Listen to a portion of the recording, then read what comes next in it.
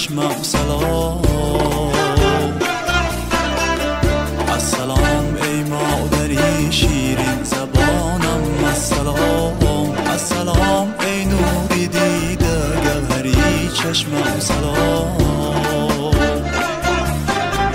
من که در شهری مسافر گشتم از تو جدا، مادری خوشگفتار و مهربانم السلام. من که در شهری مسافر گشتم از تو جدا، مادری خوشگفتار و مهربانم السلام.